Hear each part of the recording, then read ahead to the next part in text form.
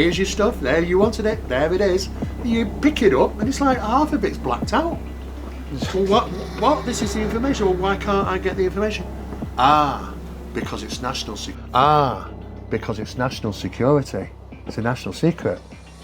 What is? Well, that's a secret, we can't tell you. You see what I mean? Yeah. If you put this red tape over it, forget it. That's the end of that. Nobody's going to find out nothing. And that's how they're going to have to do this. And I think there has been effort, and this happened maybe about 3 years ago. I got wind of this, joined think tanks and people I converse with in the higher levels, that the narrative is going to be changing in the subject of UFOs. For years, we've had this ruse to say, oh, these things are extraterrestrial in origin. They're travelling the vast distances of space to come to planet Earth.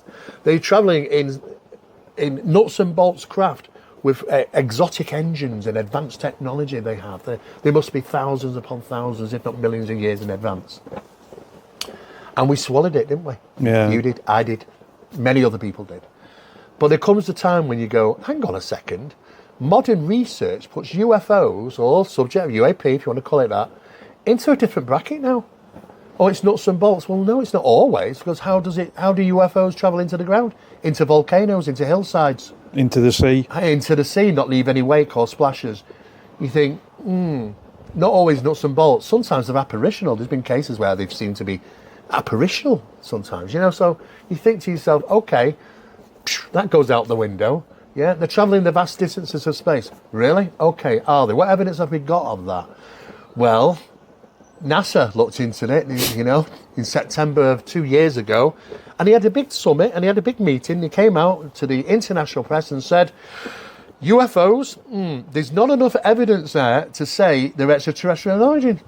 So NASA's not finding. In fact, the SETI astronaut, the astronomers, SETI, the big guys there said a very unusual thing. They said, space is profoundly quiet. It's unusually quiet.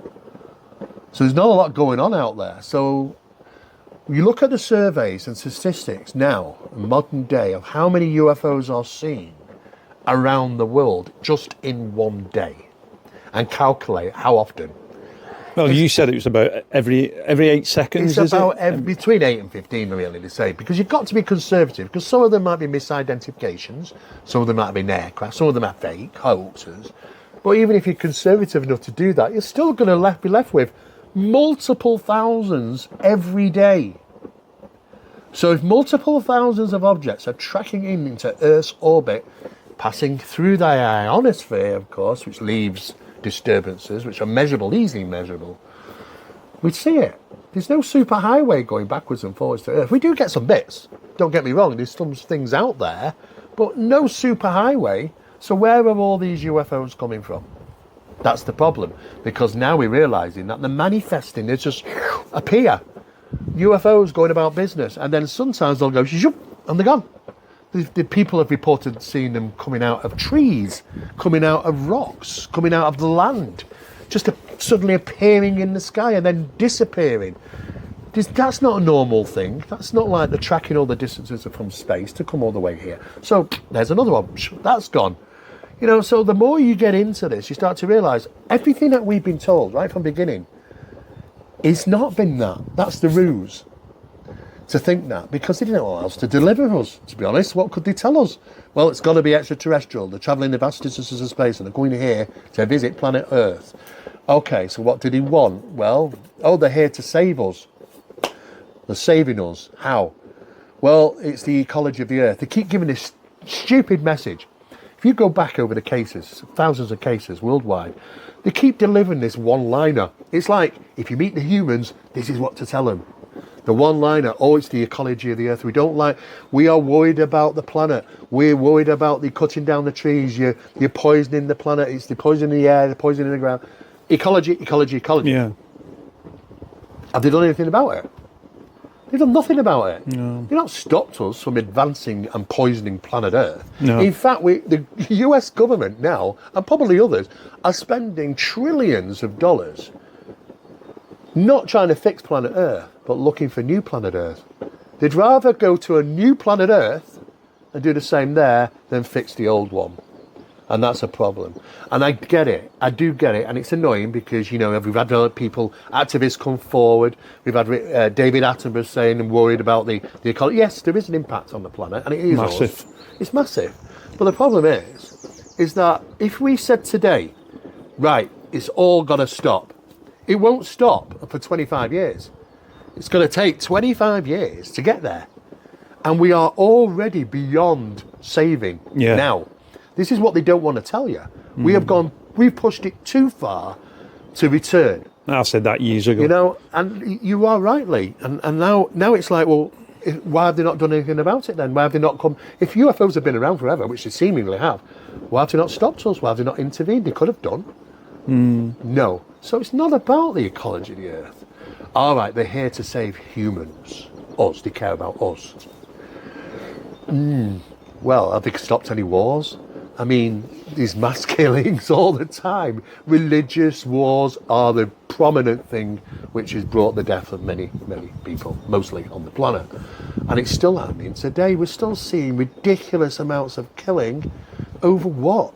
Over a piece of land that we don't own, we adopted. You know, and this is what's problem, is it?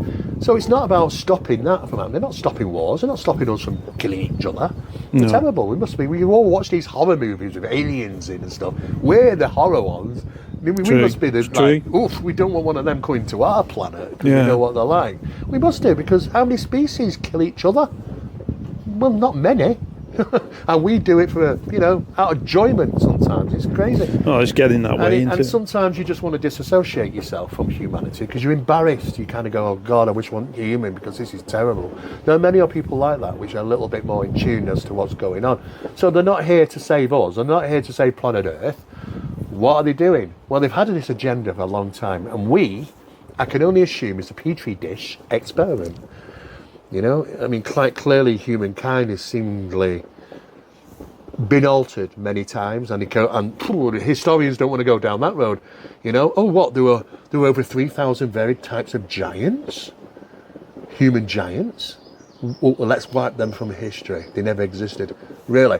Do you know that every country on this planet has giants? Every single one. Some of them ridiculous sizes. Some of them with horns.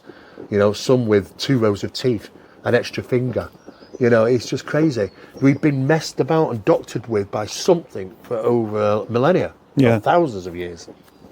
And we're quite happy to sit back and say, oh no, we just arrived.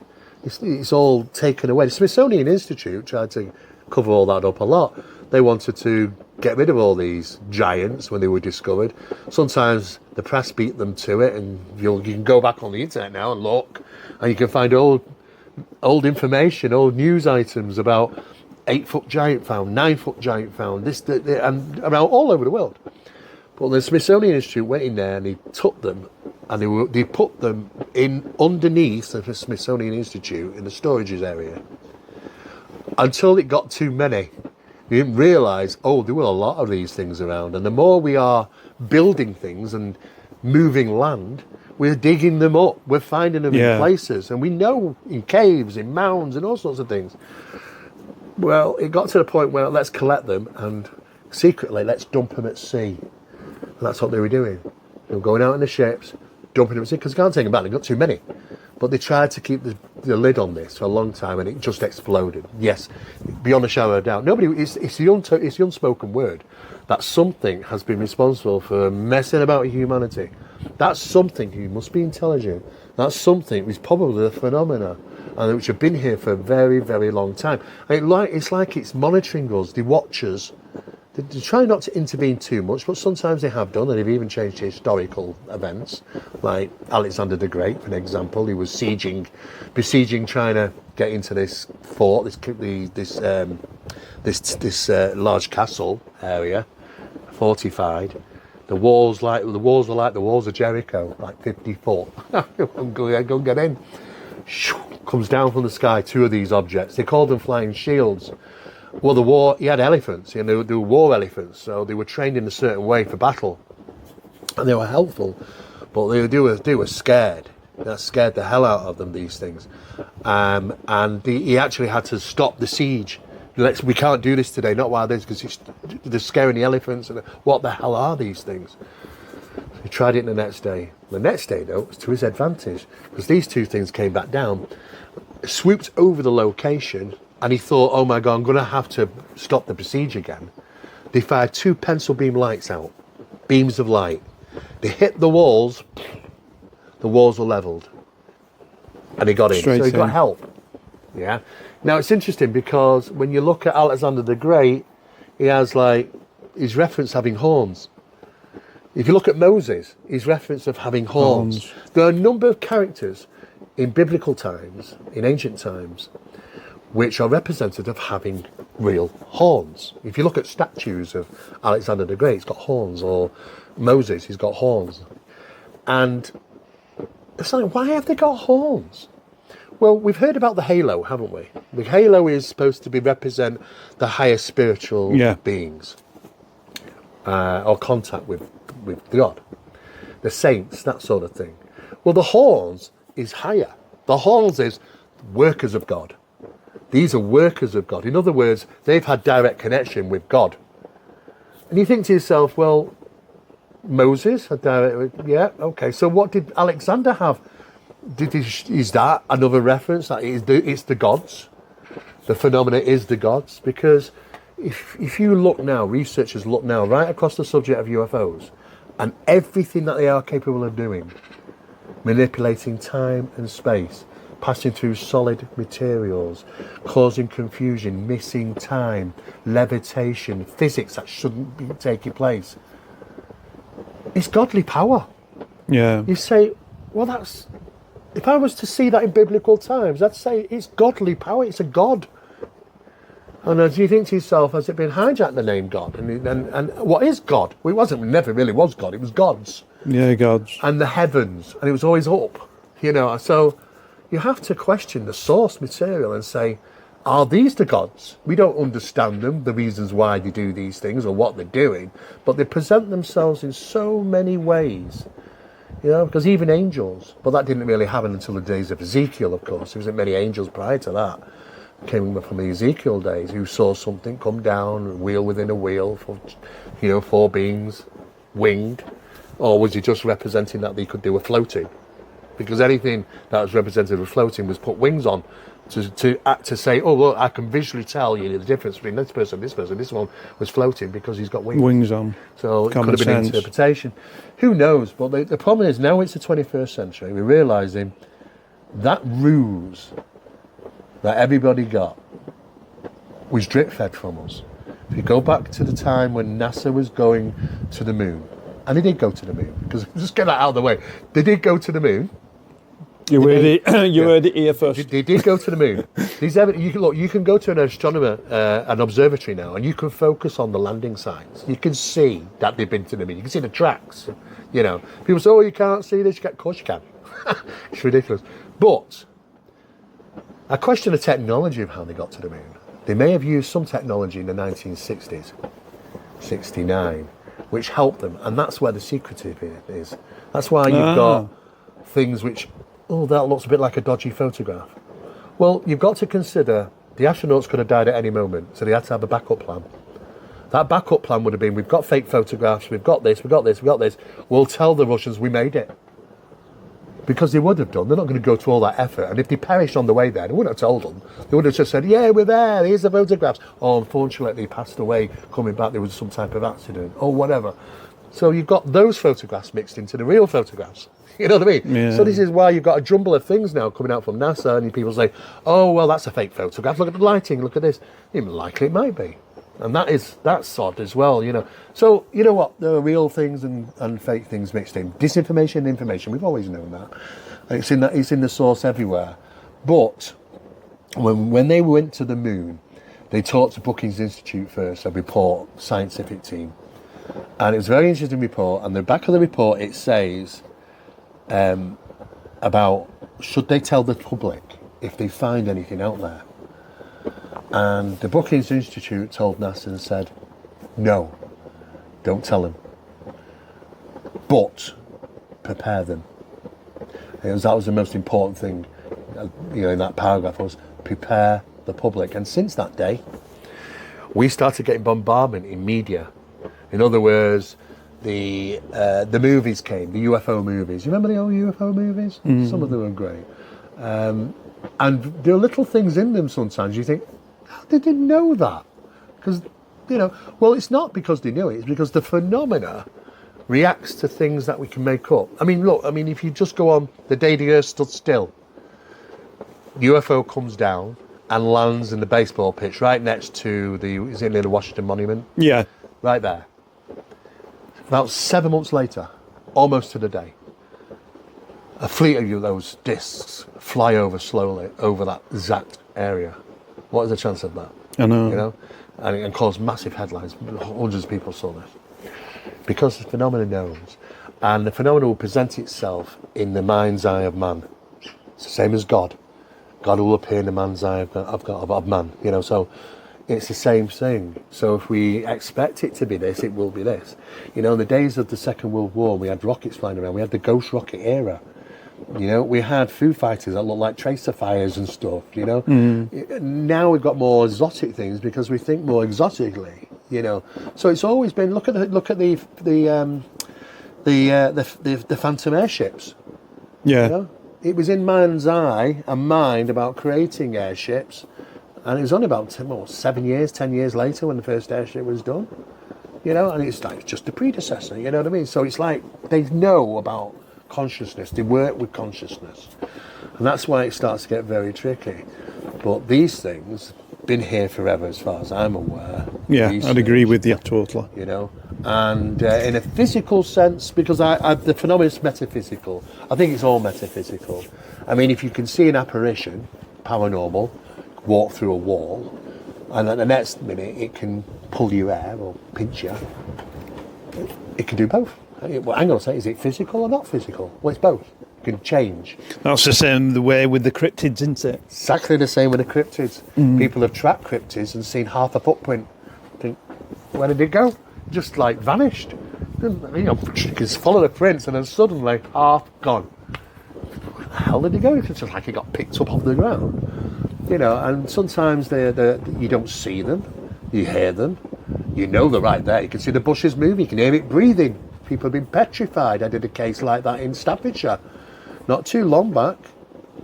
2 people that were fishing to go night because it was illegal fishing in the reservoir, and I don't think they had permits, so they used to go night fishing, and they used to do it quite regularly until that night, and never went there again, ever in their lives. In fact, they completely stopped doing it, and that was basically because they were pursued by something that they couldn't see. And it got right next to him. It was literally, you could see the bush moving. He was in there. You could hear it breathing, but you can't see it. It's like it's invisible to the naked eye. Petrified him. Absolutely. 2 grown men. Absolutely petrified. They've never had a problem going. Yeah. Because they know the location. They grew up there. Not strange to them. But it was, how it started? Fear. They were just walking along, and then suddenly, like, just out of no reason whatsoever, just this one night, suddenly a huge amount of fear came over them. What is that? And then that was when the incident started happening. It's kind of a predecessor. Yeah. You feel it first. It's a trigger. Exactly. But there's lots of times when you say, all right, some of these things must be metaphysical. So we're dealing with paranormal metaphysical. We're doing cryptids metaphysical. What about the UFO stuff? Well, if you take the alien abduction phenomenon, these beings can apparently walk straight through your wall. But then they can pick you up. So they're metaphysical. So the phenomenon is metaphysical. The UFOs are, because they can pass through solid items when they choose to, or they can be solid and land on the ground, leave prints and stuff when they choose to. Do you think that's why you do, like going back to just briefly what you were on about, where you found one footstep? Yeah. Is that to say, we're here, but... Yeah, they don't have to leave. Look, there must be... Exactly. Look, we have people in criminal, departments where they investigate and stuff. I think these people know how not to leave evidence. These things must be clever enough to know how not to leave evidence. They don't care. Sometimes let's do that because it's a bit of a fun. Let's put the footprints are there, and all of a sudden half the footprint and they're gone, oh, what am I going to do now? I think they like to live like that, and they give like little clues which makes you think, yeah, this is not normal. This is not simply an animal that's elusive. I know some people want to go down that road because I get it. Some animals are. Some creatures are. Coelacanth, for one, they thought it was extinct from millions of years ago. They found it, so happens occasionally. When they first found the first panda, they thought, what the hell is this? And they've tried to find another one. It took them 60 years to find the next one because it's living in a place where we just can't get in there. Yeah, it's uninhabited. It's so hard. It's just impossible for mankind to get in there. And, it was a right task, but it took 60 years to find the next panda. And you think that's crazy because they're black and white, they live in a forest of green, they move slowly, and they only eat one type of food, Bamboo. Yeah. So you think, how hard can that be? Well, yeah, it's damn hard. So it's not elusive, it's because of where it lives. So you could say, okay, did we drive these beasts to the mountain regions because humankind, in early civilizations, we're pack hunters.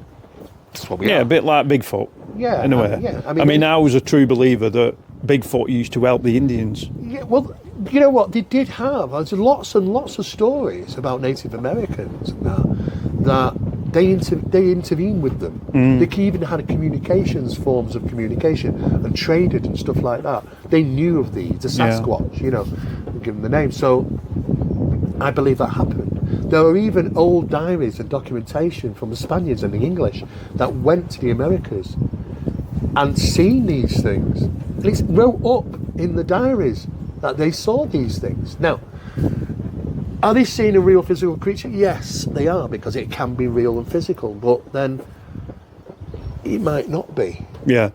This is the problem, because just because we've got this thinking we've got to get out of, and this applies to all subjects, just because we see it doesn't mean it's physical, and there's been tests and experiments done now with NHI in communications demonstrating that they can even choose a physical item from our reality, be it that cup over there or something over here, and make it non-physical. But you can shine a torch at it and it will reflect. It'll cast a shadow. You go and reach out to pick it up and your hand will go right through it. Right. And it's very strange because you get like a very thin film around your hand as you go through. And that was a demonstration that they wanted to prove that we can even manipulate your reality and your items. We can make them physical and non-physical. And they've even transposed people, sat around in their experiments, and they've moved them from over there to over here. Their chairs to sat on as well, and the table they were sat at, all of it, boom, boom. And they said, how the hell did that happen? And they said, this is what they said, don't know how true it is, but NHI said, we create a blueprint in our reality, which affects your reality. So it can be like that. Right. You can instantly change things. I thought, if you can do that, you can instantly take somebody out from that reality and drop them back whenever you want. If you did it to us, then we would have missing time. We've just lost 2 hours. We've just lost 6 hours. So they manipulate time and space. And now Hal Puthoff, one of the guys, I've talked to Hal Puthoff a few times. He's recently just come out and said something about blue phase or blue shift. This is when it's a state of UFOs. When they go into this particular state, you can see that the manipulation of space and time is involved, because there's kind of a weird shimmer around them that's affecting the reality around them, like a bubble. And when they do that, they can pass through non-solid items. He said this is out now, this is in the public domain. These are things which were secretive for many years, but now he's allowed to talk about them. And I'm thinking to myself, well, if he's talking about them now, there's still more to come of the latest stuff they're working on. But they're realising that it breaks all the barriers of what our understanding is of reality and the physics that we work with. It doesn't. It just doesn't fit in. We've got to empty it out. We never fit it in. We've got to empty it out and fill it up with the new stuff. And that's the only way to get a little head understanding on this, is to try to figure out what are these things? And when the more you get into it, the more stranger it becomes. And No, you it know opens this more- because you've experienced it yourself, haven't you? Yeah. You know, if you've experienced it firsthand, you From know, Benton, you don't have yeah. to be a believer.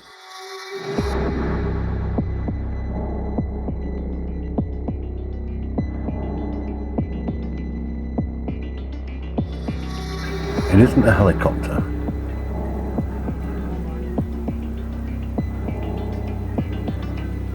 I can only assume. Ooh. They are, I don't know, not like drones. Maybe not. But there's a slight little flash to them as well, isn't there, in the centre? The white and red. They look circular in fashion.